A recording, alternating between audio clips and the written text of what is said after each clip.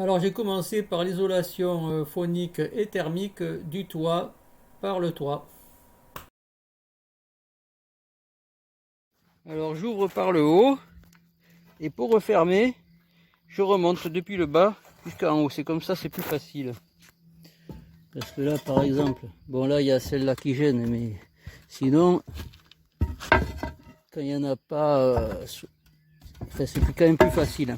Parce qu'il y a juste, voilà, j'ai qu'une main.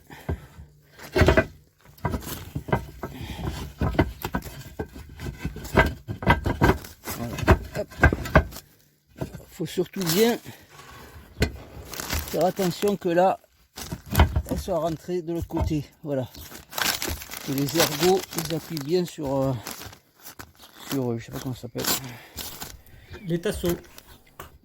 Sur les traverses. Enfin, là, par exemple celui-là. Hop. On peut l'enquiller d'une seule main à la limite. Pas vraiment, mais bon. Voilà. Celle-là, elle n'est pas rentrée à mon avis.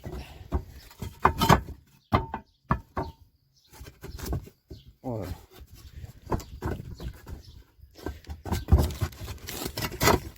Là, ouais, il y en a une qui n'est pas bien mise là, c'est celle-là. Voilà. Elle n'était pas rentrée.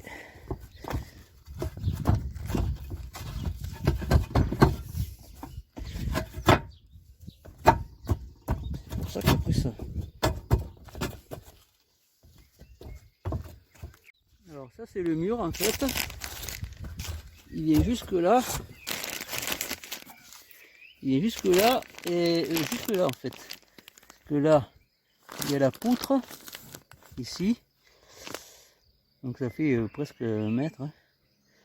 Je ne devrais pas avoir à l'isoler, mais comme il y a beaucoup de chasseurs ici, puis il y a du bruit, il y a beaucoup de gens qui tournent leur pelouse et tout ça. Et l'insonorisation, c'est pas terrible. Donc je vais en mettre ici aussi. Bon alors j'ai isolé mes rampants. On appelle ça les rampants. En fait il y a 10 cm en dessous le toit, en dessous le toit, en dessous les tuiles, entre les tuiles et le plancher qui est mis à l'intérieur.